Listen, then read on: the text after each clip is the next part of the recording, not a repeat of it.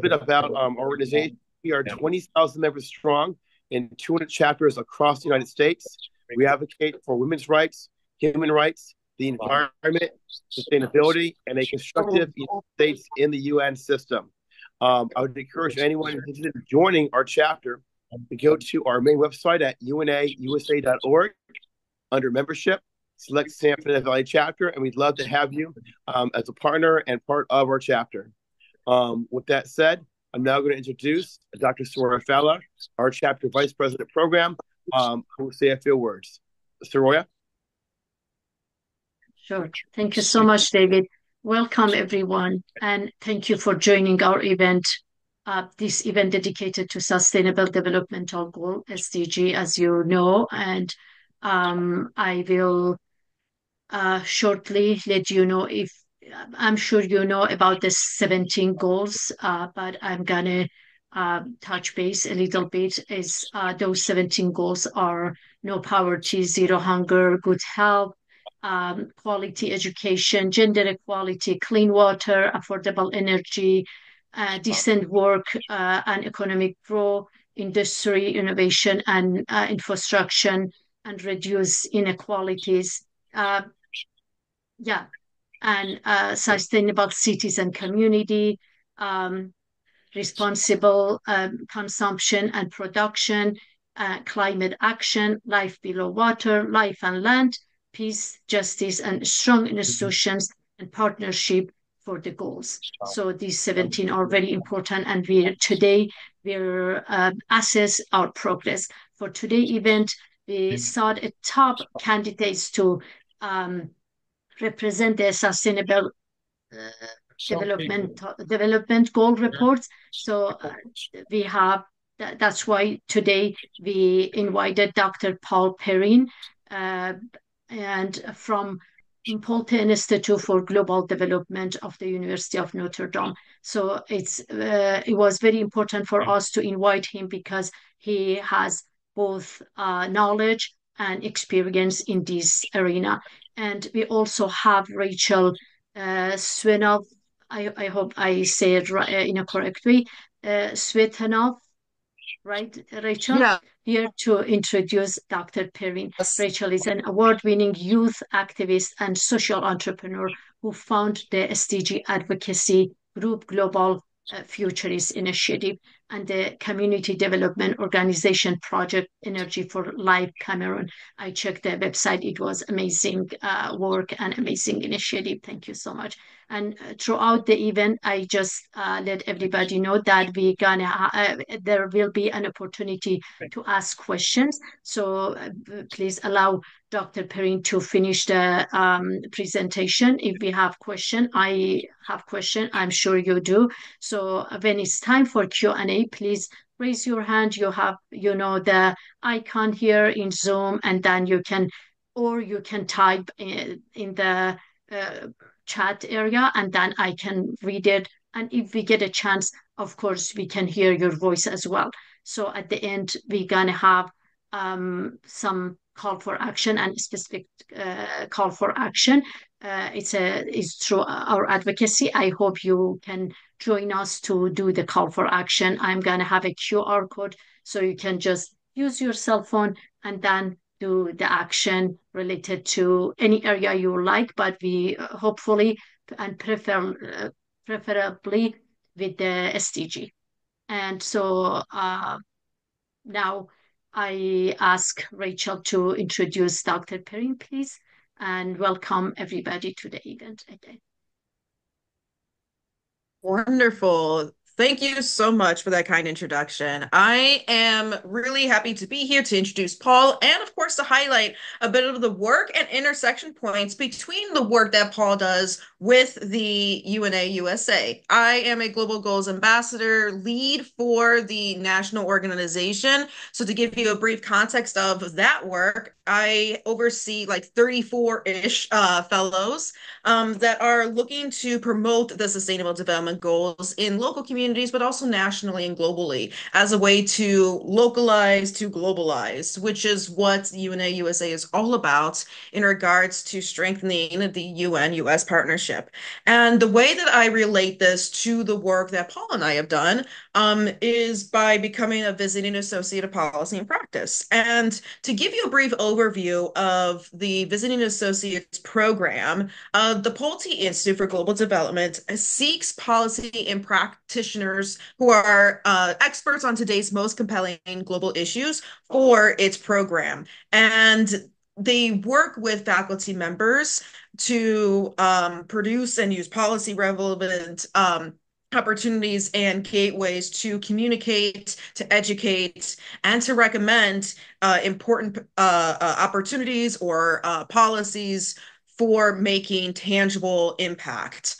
And the way that Paul and I came across one another's profiles, because one of our deep passion for the Sustainable Development Goals, and then only second to our love for numbers and measuring.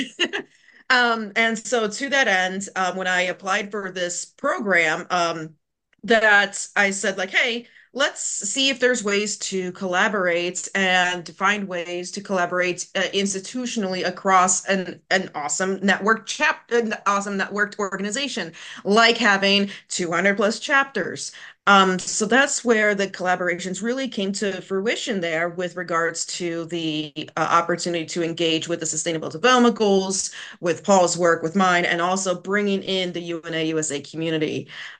So the way that we have done that, and I will send links, we have done that through blog posts, through co-authorship of a policy brief and an academic study, to which Paul's going to talk about more in depth and actually a bit broader, but also that he has done the honors of introducing me for. So to that end, it is now my pleasure to introduce Paul. Paul's work has spanned across academic, government, and non-governmental settings, which has largely focused on supporting the conceptualization, design, implementation, analysis, and reporting on monitoring and evaluation and implementation science activities in resource-challenged environments. Paul has extensive experience in adult education and technical writing, including briefings for senior government officials, peer-reviewed publications, and technical reports. Before coming to Notre Dame, Paul served as Director for Monitoring, Evaluation, Accountability, and Learning at Catholic Relief Services and was a member of the senior management team for the Overseas Operations Division. Paul has worked as a senior technical advisor for health research and evaluation at Catholic Relief Services and as an associate in the Johns Hopkins Center for Humanitarian Health and an information officer at the USAID's Office of U.S. Foreign Disaster Assistance. Paul earned a PhD in international health at the Johns Hopkins University's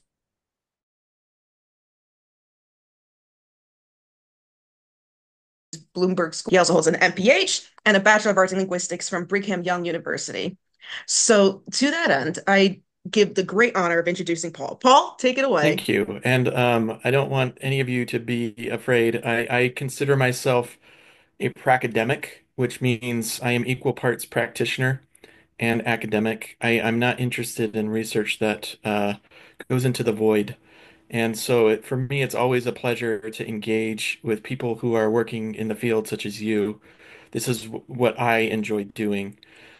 And that said, please don't hold this against me. I'm going to start with kind of a philosophical question. We're going to go through the role of the SDGs in the USA and address these three questions today. And then I'd really like to discuss with you some of the things that you're thinking about and some of the questions that you might have. I also am mindful that we're competing with what seems to be a very important baseball game today. So, for those of you who are joining us, thank you. For those of you who are not, I do not hold that against you. If you're watching the recording later on, I understand completely that you might be rooting for the local team. One of the questions that I think has been of interest to thinkers the world over is, what would an ideal world look like? And this is something that a lot of philosophers have grappled with, a question that many people ask. And I'm sure if I were to ask each of you individually who are here, we'd get different answers from each person as to what that would look like. It's a difficult question to grapple with. One of the first people that's recorded to grapple with this was Plato, and his answer was that we would have a society that was divided into three segments that work together. You'd have a management section, you'd have a defensive section, people whose job was to defend and protect, and then you'd have a productive section, a segment of society. And the ideal society, all these three segments worked in harmony with one another, and this was kind of the one of the early articulations of what an ideal society would look like. Then you have Thomas More, who wrote Utopia. In his vision, there was no such thing as private property. People had what they needed. Everyone worked and contributed to the common good. There was no real variations in terms of culture. Everyone had a common vision and common culture in Thomas More's articulation. Or you might, as you think about this, you might agree with Tommaso Campanella. In his vision, he took that even further, and said there was not only no private property, but no families, because that's almost an ownership of individuals. And so everyone was each other's family.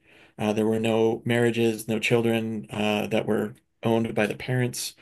And there was an totalitarian system, non-democratic. William Godwin had a kind of an opposite feeling, where he thought that everyone should have the ability to think for themselves. There wasn't a totalitarian approach to this. He had what was called an anarchist utopia, a free thinking where science was the religion, reason was the order of the day. Or you might agree with Gottfried Leibniz, who said we've already achieved the perfect society because God created the world and God can't create anything imperfect. Or you might not agree with any of these folks. And I find myself kind of in that camp, where it's hard for me to even imagine being happy in some of these societies. But this is an important question, even if we can't agree on this. And so, for those of you who don't have a background in the SDGs, this was the question that the United Nations wanted to tackle. What does an ideal world look like? And a summit was organized around this called the Rio Plus 20, with the vision was an Yeah. event, and that kind of launched a series of events around an international dialogue on this question. And it was not a philosophical dialogue, it was really more of a pragmatic approach. I think some of the early philosophers were thinking in terms of ideals, whereas the United Nations was really getting pragmatic. What does it look like in terms of outcomes? What does it look like in terms of social outcomes, in terms of environmental outcomes, in terms of economic outcomes? And this really culminated and started a process to to answer this question more fully. I think the feeling was that this one event couldn't answer that question. And so I have a few numbers here because I'm a numbers nerd. I can't help myself. Three is the number of years that the United Nations dedicated to answering this question. So it started in 2012, culminated in 2015. 70 were the number of representatives that were pulled from different countries to serve on a committee to try to mobilize the world in answering this question. 88 is the number of individual country consultations that happened. So this truly was a global effort. And then this last number, 10 million, were the number of people who contributed to an online survey and data collection exercise in answer to this question. And so this is the largest public consultation that the United Nations has ever engaged in, and probably one of the largest public consultations ever, period, in terms of articulating what this ideal world might look like. And it really culminated in what are now known as the Sustainable Development Goals. This is the closest thing we've ever had to a global articulation of what an ideal world would look like. As was mentioned, there are 17 of these goals. I'm not going to dive too deeply into those, but In order to understand our progress on these goals, which are quite ambitious, they're really setting a high standard for what we would like to see by 2030. And those goals are broken down into targets and indicators, indicators being the metrics that help us to know whether or not we're actually achieving these goals, whether or not we're actually achieving this ideal world that we hope to live in by 2030.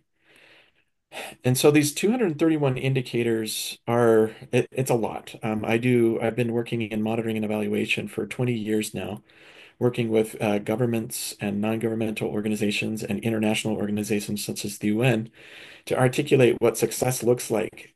And this is a quite a robust metric system to help us achievement or non-achievement of these various goals. And one of the benchmarks around this, and one of the key goals of the United Nations, is that these goals not be seen purely as the United Nations goals, but that these are truly global goals. I used to see these referred to a lot more often as the United Nations Sustainable Development Goals. I've seen that language change because of the recognition that in order for us to achieve these global goals, they also have to become local goals, local at the most granular level that we can. Otherwise, we have no hope of ever achieving the global goals. And so this interplay between the global and the local is a question that has interested us at the Pulte Institute about how might we help to localize these goals so that we can achieve them within the United States. And by the way, there is an annual Sustainable Development Goals report. And one of the headline findings of this, and I can share this with the chapter afterwards, was to what extent different countries are engaging in goal number 17, partnerships for the goals. And one of the ideas behind that is multilateralism. How engaged are different countries with the international system? And maybe this will surprise you, maybe this won't, but the very last country on that metric is the United States. We are behind North Korea, South Sudan, and Somalia in terms of our commitment into multilateralism and global partnerships. That was a surprising finding to me, and it articulates the fact that in order for us to be a partner in the Sustainable Development Goals, we also need to reach down to the local level and increase awareness of these goals so that they become part of the dialogue and discussion around how we plan our societies, how we do urban planning, municipal planning, county planning, and state planning. But we can't do that if there's a low awareness of the goals. Here's the dashboard, the latest dashboard for the United States. The color that we would like to see on this dashboard is green. And as you can see, there is not much green to be seen. I'm colorblind, and I can even tell that there is a pretty discouraging lack of green. So this Perrin, dashboard I'm really sorry I puts all. bother you. I think the presentation is not playing or I don't see it. Oh, you don't see it? No, I can't see it. you can? Okay, Yeah, maybe. yeah, we're seeing it. I see it. Are you Okay, seeing the perfect. United States dashboard? Yep. Yes. Okay. Yeah, I see it, but the bottom part is cropped off for the last five goals. Hmm. The bottom see is Yeah, all cropped. of it. yeah, it works for me. All the goals are there. I could see everything. All 17. Right. You just Yep. flag at the top. This is the joy of technology, Yeah. and the joy of diversity. As you can see, that not everyone has the same tools to work with, and this is one of the interesting facets of working with the global goals, where you have an international framework. Hopefully, in the recording, you will be able to see the full suite of these. But Okay, now my I can colorblind see it. self, Okay, perfect.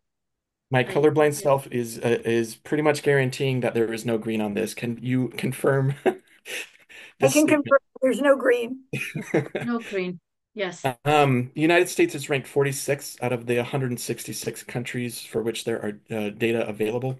There are about 30 countries for which there's not sufficient data to be able to compile this dashboard. So while we're not the most underperforming country, there's still a ways for us to go in terms of the Sustainable Development Goals. And by way of comparison, this is what Finland's dashboard looked like. And Finland is the top country, the top performing country in the goals. But even Finland, as you can see, still has some work to do. Um, it is estimated that if current trajectories hold, only 18% of the benchmarks will be reached for the global goals by 2030. So there's a lot more work that needs to be done. This is not meant to be discouraging because there's actually hidden within this quite a bit of progress. Unfortunately, COVID reversed some of the progress, but not all of it. And we're starting now to regain footing with where we were prior to COVID. But the challenge with these types of dashboards is that they're at the national level. There are some organizations who've attempted to do this at the state level. But within these types of high-level dashboards, it's really hard to understand how local decision makers can use this information to allocate priorities in terms of funding. We can't fund every single priority. I wish we could. I wish there were unlimited resources, but we don't have unlimited resources. And this leads to some of the challenges in achieving the SDGs from the literature. And this is something that Rachel put together. And some common challenges, one being trust of government and other sources who might be advocating for these goals. In the US, political will is a challenge in terms of these being seen as an international agenda. Uh, some skepticism regarding the United Nations that is unfounded. And and so a lot of people, if they don't see these as goals that can be localized, will see these as external agendas rather than something that can be embraced and adopted at the local level, which is where the true power of these goals lie.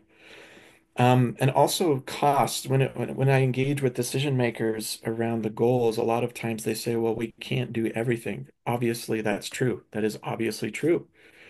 And so the question isn't, can we do all of these things with the limited resources we have? It's how can the Sustainable Development Goals, targets, and benchmarks help us to have conversations around what to prioritize first? And so what we've tried to do is and bring the SDGs to the local level. And in doing that, you need to bring the information and the data to the local level as much as possible. And so it started with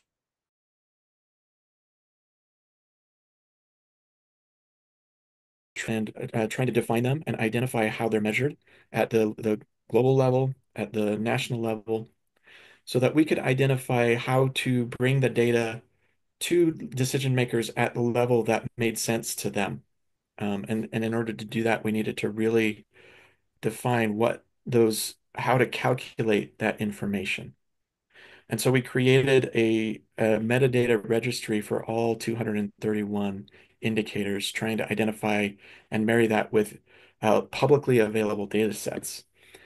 And so we then, once we had that indicator registry, we were able to match the sources for the state of Indiana at the sub-state level. And that's what we were really trying to do, is to get to the municipal or county level with the data so that people could start to see patterns and compare, well, how is my municipality doing compared to neighboring ones or other municipalities in the state?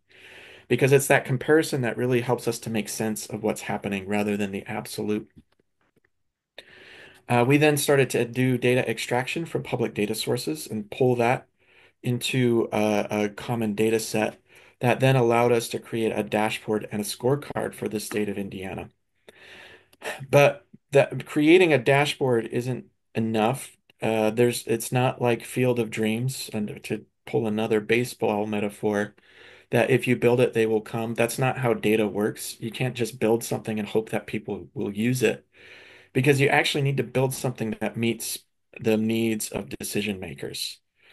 And so what we engaged with Rachel on was starting to understand to what extent local decision makers in Indiana really understood what the SDGs are and what kind of data and what the way of presenting them would be useful in helping them to understand the Sustainable Development Goals. So the first thing we did was build a draft dashboard, and this is an example of one for one indicator. This is adult obesity, and this has to do with one of the health indicators. And we tried to extract that at the county level and where possible, also the municipal level. And this is just an example of what a dashboard might look like so that decision makers who might be interested in this can start to see where we sit locally and whether this is something we might pay attention to. So, for example, someone like Hamilton County in Indiana might say, well, maybe we shouldn't prioritize this issue versus someone in Washington County who might say, yes, this is an issue that we should be prioritizing. If you have that aggregated at the state level, all of this variation is hidden. And with Rachel, we worked on a survey of the mayors in Indiana to try to understand their awareness of the Sustainable Development Goals, which we hypothesized was probably not very high. And the data actually did confirm this. And we were able to get a number of mayors to respond to this survey. And so there was a surprising engagement. We had 30 municipalities, which is not all the municipalities in the state, but it spanned a range. And we engaged with an organization who works with mayors within the state. And we asked them a lot of questions about their priorities first, in terms of how they make decisions and what type of information they use to set their priorities and set their agendas. And then we asked them about the Sustainable Development Goals, and we presented them with the 17 goals. And most of them had never even heard of them at the time of the survey. This was something completely new to them. But we did have the opportunity to share with them what these goals entailed and what they looked like and their ambitions and why they exist and what they hope to achieve. And after they had that exposure, um, a lot of them, about two-thirds of them, articulated that, wait a second, this is something, there's something useful here. And there's something that we could use in setting priorities within our communities. And so that was an encouraging finding, even though awareness of the goals was low, once presented with them, there was a real desire to engage with them and understand them as far as how they might use them to present them. And so there was an encouragement for us to continue this work to build out this dashboard because there was a stated appetite for it as we engaged openly with the mayors. And we also learned that some of the priorities of the SDGs for the local communities were not necessarily the same as the ones at the national level, nor were they ones that we might have identified a priori as the ones that they should focus on.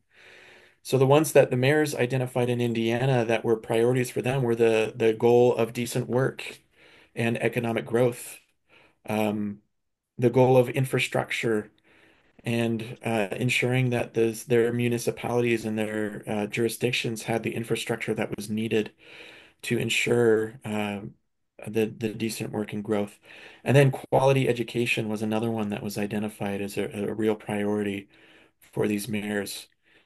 Some of that aligned with a national level general population surveys, but not entirely. And so this was really an interesting insight for us as to what the mayors in our state are thinking about and how the SDGs might contribute to their thinking in terms of these priorities. Before I pivot, because I want to talk about a complementary piece of work that I've been working on that is parallel to the Sustainable Development Goals, but also something that is not explicitly mentioned in the SDGs, but that communities across the world are starting to recognize as a real important aspect of social progress and social change. And so I could pause here for some question about the global goals, or I'm happy to keep talking about this missing dimension of the SDGs that I think, as I've engaged in hundreds of evaluations across the world, we're starting to see these patterns emerge of there's something actually missing that we should be paying attention to as we think about achieving the objective global goals metrics. So I'll pause to see if there are any questions now, and then I can dive into the missing dimension. I don't have a question, but just an observation. As you mentioned, most people aren't aware of what the SDGs are, okay? And it goes further to the whole United Nations, because what the United Nations does, UN National gives us statistics saying that the majority of people like the United Nations and approve of it. Okay, but it's my experience that people, the ordinary person, when they think of the UN, they think of outside the United States. They don't think inside the United States and how we have to conform to these SDGs that Yep. we are missing. I mean, if you look at our society, we can fit into every single one where we have issues here. As you can see, we never made the grade a green on any of them. I don't know if before the pandemic we were any better, but that's kind of the disconnect I see, where they don't, the UN, oh, it's great, but they're all, and then that's the problem with the funding as well, because why are we spending all this money abroad and not here? So I don't know. That's just been my experience. That's an excellent observation, and I think that was one of the top criticisms of the precursor to the Sustainable Development Goals, the Millennium Development Goals, was that a lot of the language in which they were packaged made it sound like these were goals that the quote unquote more developed societies were saying that the quote unquote less developed societies needed to achieve. And the whole intent behind the global goals is a recognition that that imbalance was not helpful. A, it was not accurate. B, and it implied that some societies had already had everything figured out.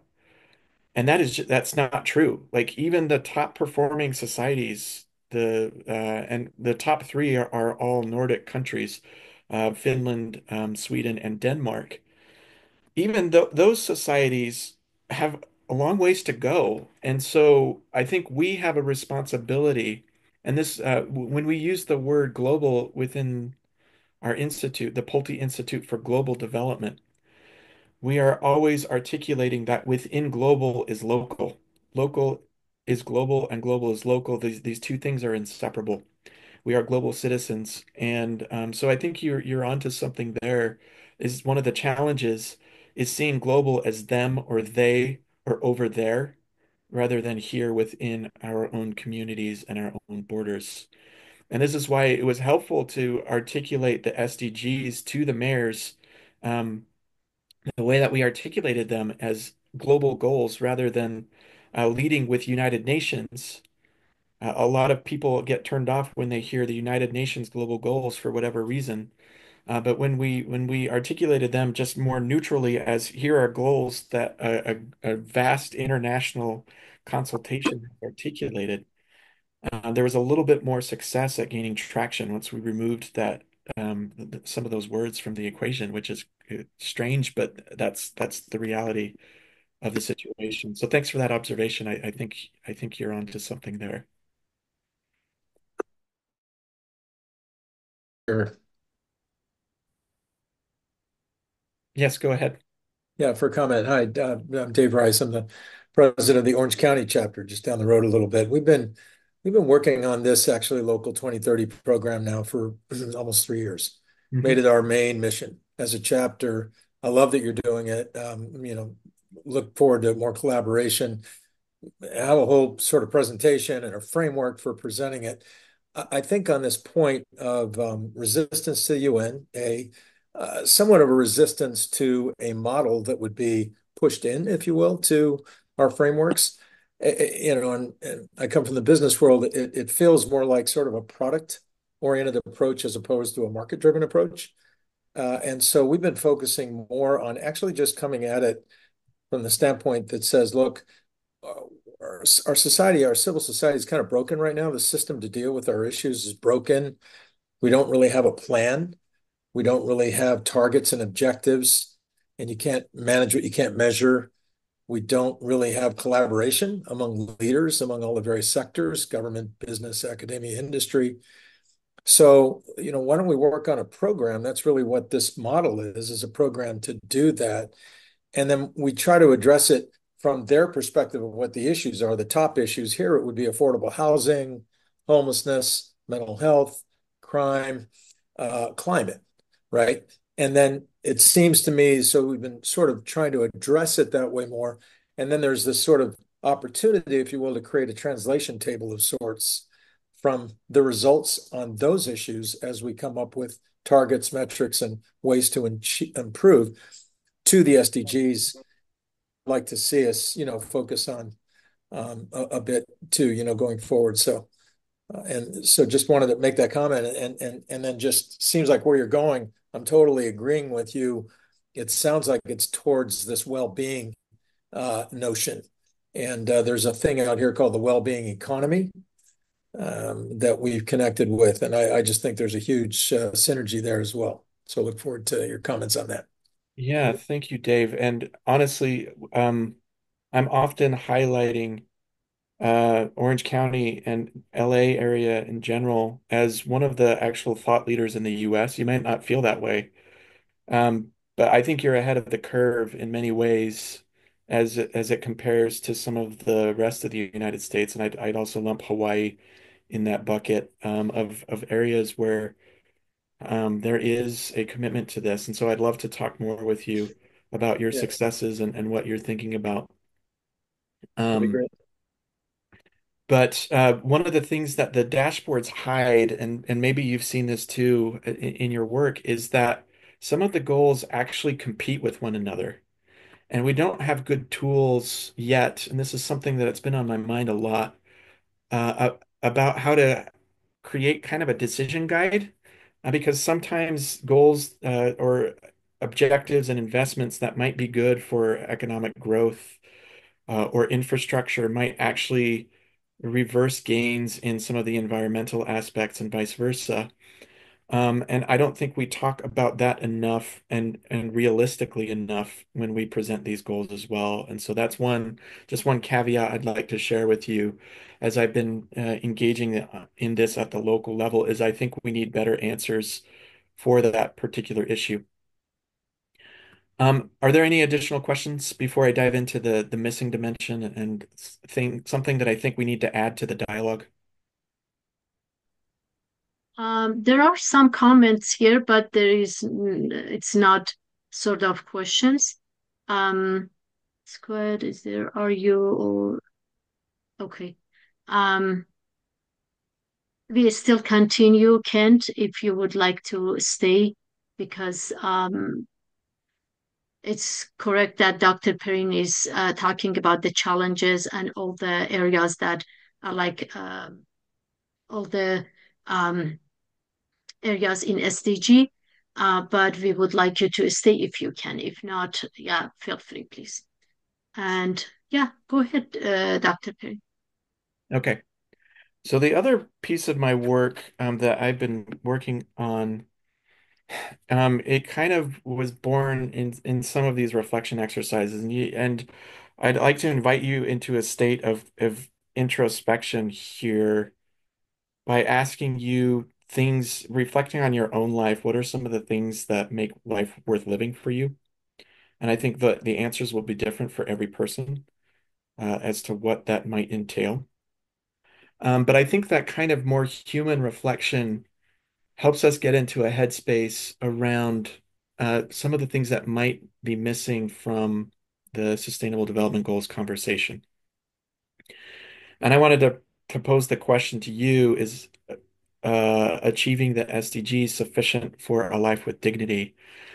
And the reason why that question's on my mind is two vignettes, personal experiences that I've had, but they're more professional in nature, but they became very personal to me in terms of some of the work that I've done around evaluation. The first was in the Republic of Georgia, following the Russian invasion in 2008. This might not have made local news in Orange County or the San Fernando Valley, but this was at the time I was working and living in Georgia, and so this was very, very much big news. And it led to a pretty significant displaced persons crisis.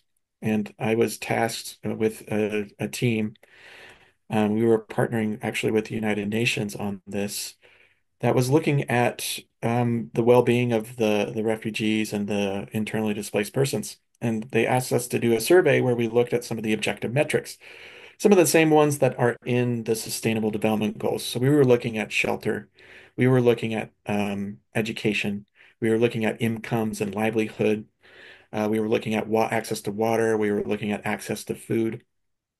And by all of those objective metrics, what we found was that this was actually quite a robust and high quality response. Now, no response is perfect. And so I think there was a lot of deserved patting on the back of both the government and the international community, United Nations, for what seemed to be quite a good response.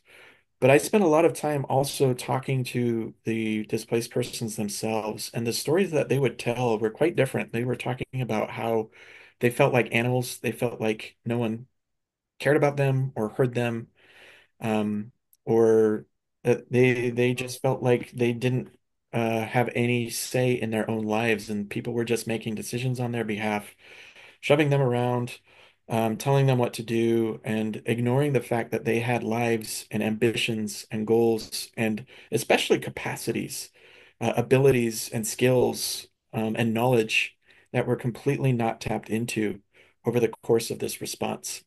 And so that kind of tipped me off to the fact that maybe the objective metrics don't tell the full story to what is meaningful to the lived experience. And I encountered this again in Baltimore when I lived in Baltimore during the riots after the unfortunate death of Freddie Gray. And in the midst of those riots, I had an experience where there was a man who had passed out in the street, and I called emergency services, and they came and took one look at him, and he was probably a homeless man. Um, and it was clear that the emergency responders who were overwhelmed with the crisis in Baltimore, they took one look at him, and they just dragged him by the foot across the road and didn't acknowledge him, didn't talk to him. And I was thinking of the objective metrics of success for them. And I looked at it, and it was things like the timeliness of the response, where was the person linked to appropriate care afterwards. And by all of those objective metrics, this encounter was a successful one. But as I watched how this person was treated as something less than human, it really disturbed me that the how we achieve some of these things is not really taken into account as much as the what. And this is interesting because we talk about dignity in everything that we do at the United Nations. It's like the cornerstone of the UN. The International Declaration of Human Rights has at its core the recognition of the inherent dignity of the human person. And all of these international standards and codes of conduct and declarations have this word dignity in them. These are mission statements, and you'll see some international and UN organizations here. Dignity is front and center in our consciousness. What does that actually mean? Is is a question that occupies my mind. Are the SDGs in and of themselves dignity? Can dignity be something that is given or taken away? Um, and I think that's an important question to ask. And in my engagement with different communities across the world, both locally and at the state level, nationally and globally, the answer is that there's something more to dignity than just achieving these benchmarks. There's something that's lost, and part of it is how we see each other and how we value human lives. And so as we've worked and done quite an extensive review of the science behind this, the definition that we've adopted, which largely coincides with the UN definition, is this idea that human dignity is the inherent value. What that means is it's not something that can be given. We can't distribute it out of a truck. We can uphold it and we can value it and we can complement it by some of the things that we do and provide, certainly housing, livelihoods, all of those things can really promote and enhance it, but it's not something that we have the power as people to give or take away. And that's a thought that I'd like to leave with you. The reason why this is important is because there's some philosophies that underlie some of the thinking in the SDGs. And um, we need to be conscious of that because sometimes that underlying thinking, utilitarianism is really we think of success as maximizing good. I think the global goals can slip into that trap, but they also encourage us to reach the hardest to reach.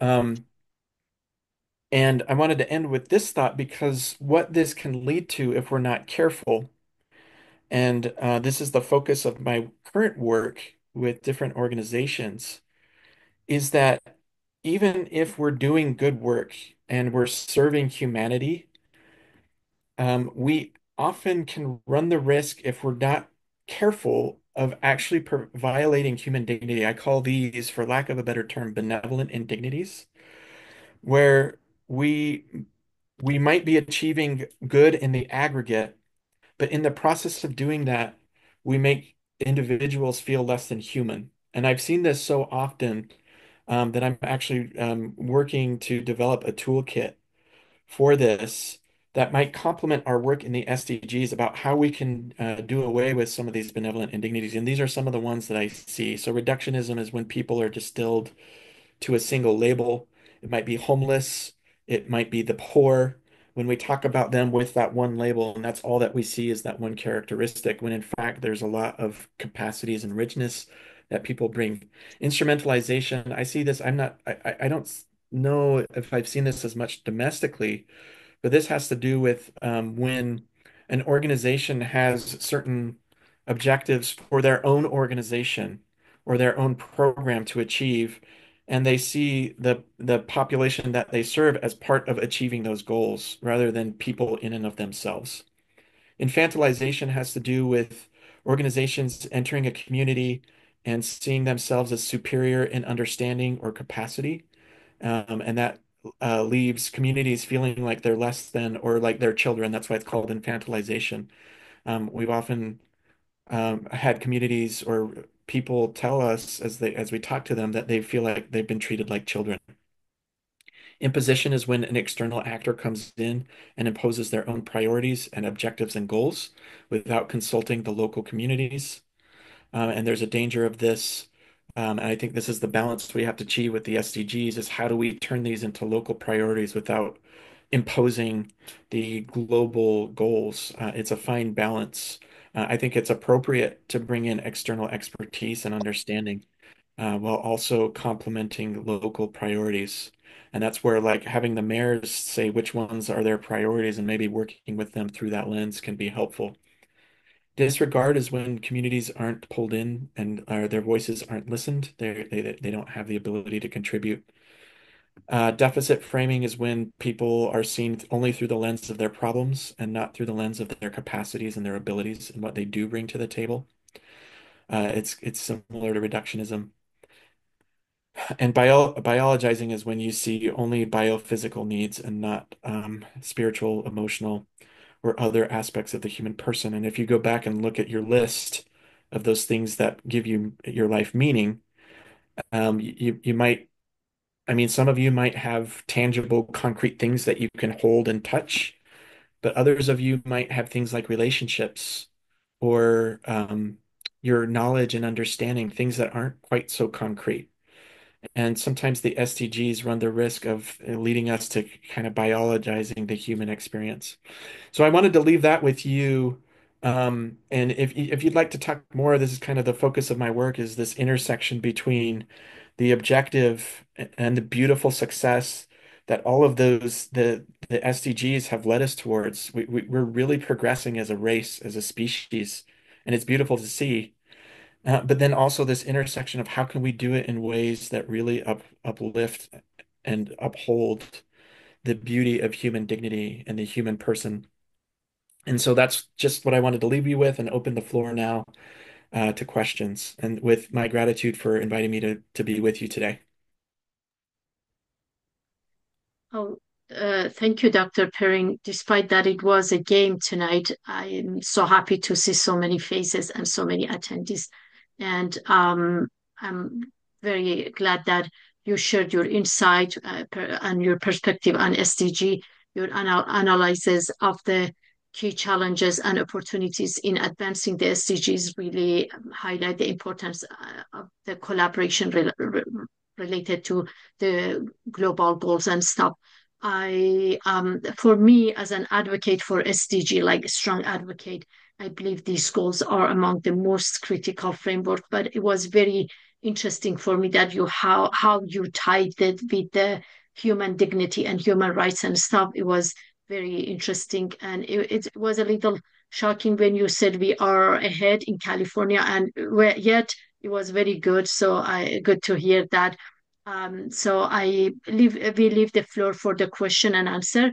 But you answered most of my questions. But I would like to know, you brought one point that some of the SDGs are competing with one another. I would like to know which SDG have seen the most progress. So, like globally. I know you're talking about intersection of global and local, but I would like to know what do you think about which one, like uh, which one could see the most progress in globally. Well, I think when I look at the benchmark baseline for that both the MDGs and the SDGs was the state of the world in 1990. And when I look at that and how far we've come, it's actually quite encouraging. I know the world is discouraging and it can be a depressing place at times. But we also need to acknowledge that real and meaningful progress has been made. Um, Education continues to expand worldwide. Health and life expectancy has continued to grow, and this is life expectancies have risen since 1990.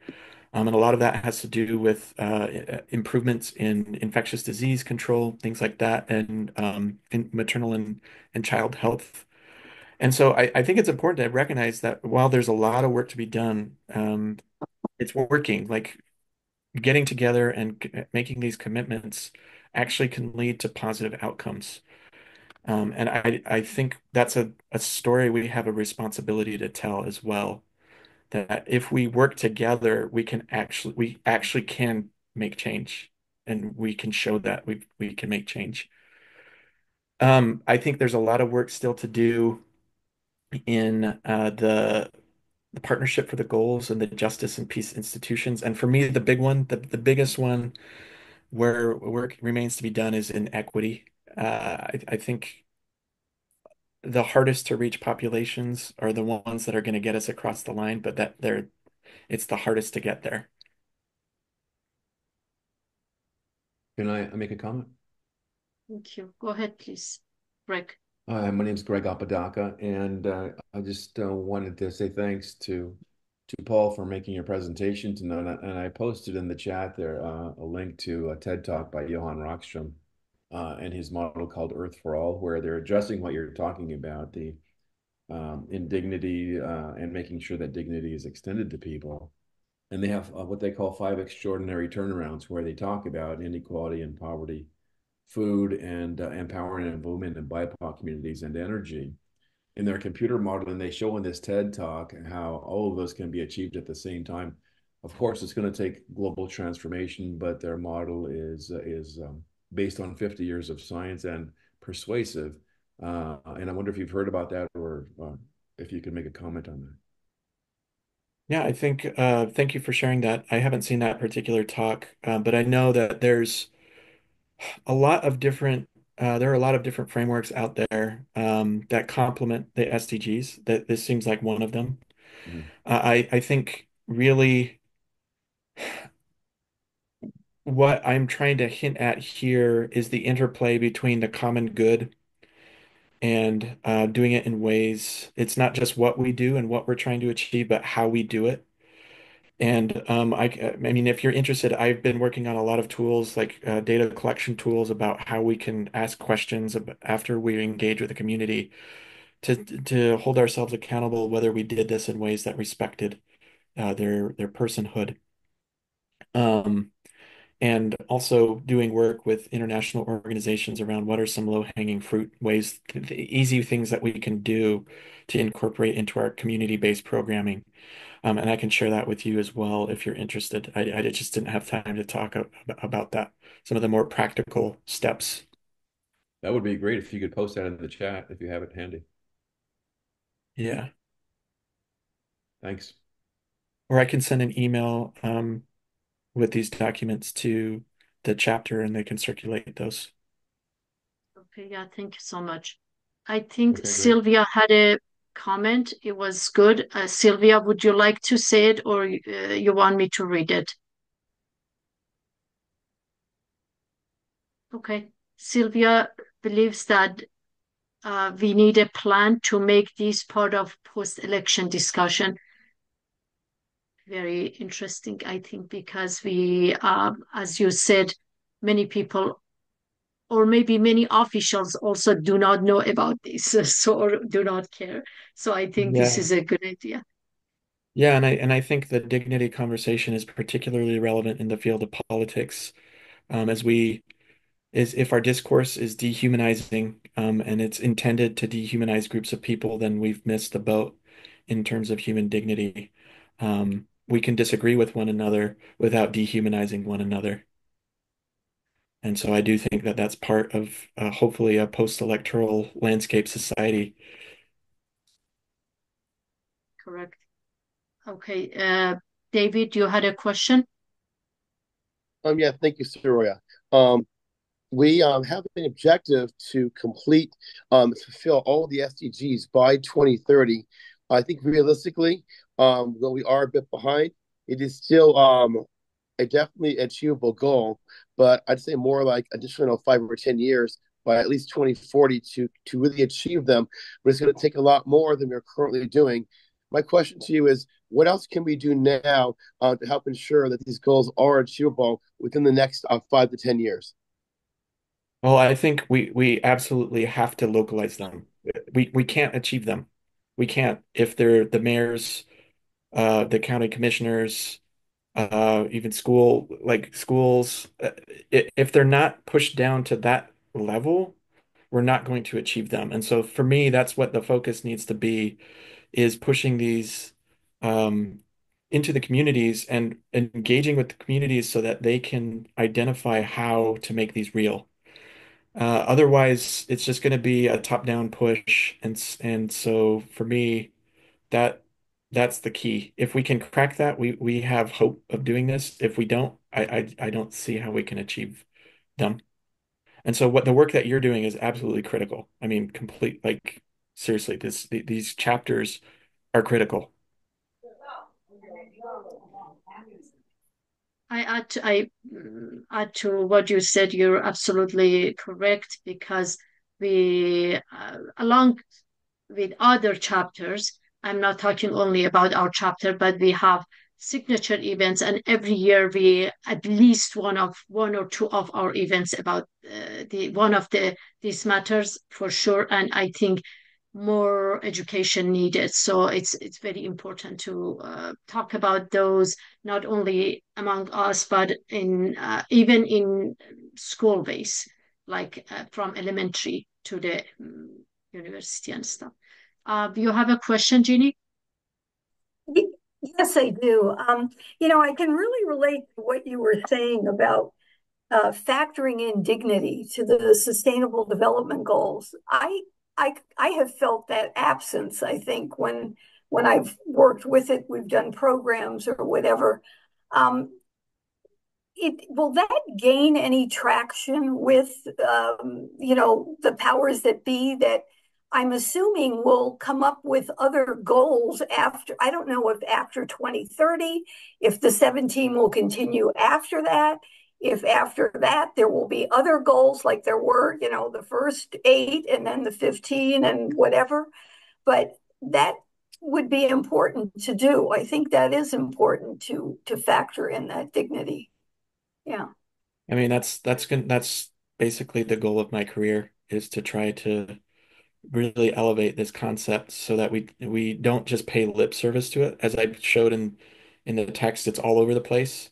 But do we actually do this? And I think we need to sincerely ask ourselves that question. And with all the hundreds of evaluations I've been part of, I can say partially we do it. Like, we're trying to improve society, but there's a lot that we do unintentionally that actually is problematic. Not because we're bad people. Like, on that list, I've been guilty of every single one of those things in my career, if I'm honest with myself, of the benevolent indignities. And so I just think we have to open ourselves to this idea that even if we have a good intent, that doesn't mean that we're always upholding dignity in the ways that we should. Are there people working on the next set of goals now? I mean, is that something that the UN is doing? I think there's probably conversations starting about how to Yeah. facilitate the process for it. Yeah. But they don't want to distract too much from what we already have. And so there's probably going to be some kind of overlap between the two paradigms as we get to 2030. They started, just by reference, they started dialogues around the Sustainable Development Goals in 2012. Well, it was under the Millennium Development Goals. So it was Mhm. 3 years before they came up. So I'd imagine that we'd probably see something similar, maybe 2027.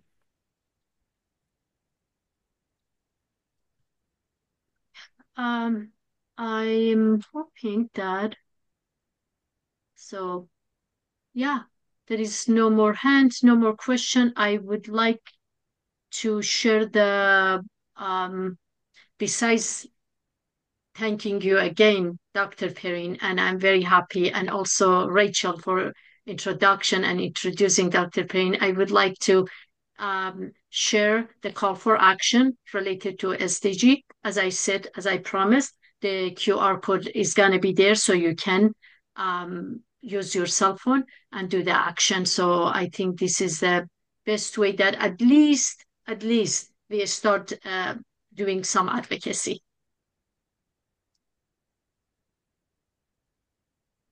And we also, Dom wanted to say something. I want to make sure that. Sure, we continue till the time that you want. Okay, so this is the QR code. If you wish to start, we can. And there are many other advocacy things that you can do. If you're interested, but we thought this can be very relevant for tonight.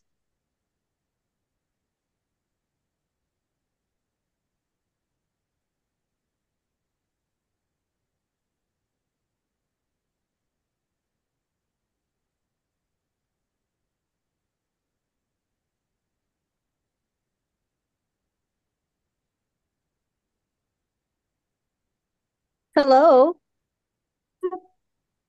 Hi, Dom. Hello. Yes. Hi. Hi. I'm sorry. I didn't know I've been out in the campaign here. For those of you who don't know me, I'm Dom Jones. I'm with the United Nations Orange County chapter, and I'm their government affairs ambassador. And I just got on briefly at the end because I'm running a campaign now with a week left. But I heard you mention, Paul, just about just the dignities and the rhetoric of our politicians. And I just wanted to make a point about that because it's really important that we push forward, the human dignities and advancing the UN Sustainable Development Goals by integrating these values into our political mainframe. And so I just want to mention that in the government sector, it's very important to promote this very inclusive, strong focus on equity and access to environment or education. So I really want to just kind of bring forward how important it is to we all work hard with the UN in our respective communities and chapters to create the policies with government officials that uplift these marginalized voices, attacking the poverty and addressing the different things that align with our goals. So I really believe in the future that we are all trying to build. And I'm kind of one of those candidates that a lot of people don't often reference the SDGs, but we are making a lot of headway in Orange County. I know Dave is on the call here as well, with our government officials here in the community. And so I just want to thank you and thank you all for everything that you all bring to the table. And I never really get a chance to get in these meetings, but I just want to get on here. I saw it on my email and I said, let me jump in here and send my love, send my support, and would know that there are those of us in the political world who are truly fighting very hard against the powers that be for less division, more unity, more inclusion, more equity. And we're doing it and we're being resilient in doing so as well with the UN, right by our side. So I just want to mention that. And I just thank you all for being here. Thank you very much for that message. I put in the chat my email if any of you would like to follow up for further conversation. I'd be happy to chat, but just wanted to thank you for inviting me here today. You're doing great work. Thank you so much. And if you have any message, anything besides that, we will be glad to hear. Otherwise, it's 7:11, so we can finish officially we can finish the session, and we will gonna prepare the video. It takes a few days or a week, and then we're gonna send it to you all and we post it on our website so you can share it with your constituents. On the behalf of my chapter and also myself, I really appreciate all the perspectives and I learn a lot. Thank you so much. Appreciate it. Thank you, everyone. Thank you. Take care. Thank you. Bye-bye.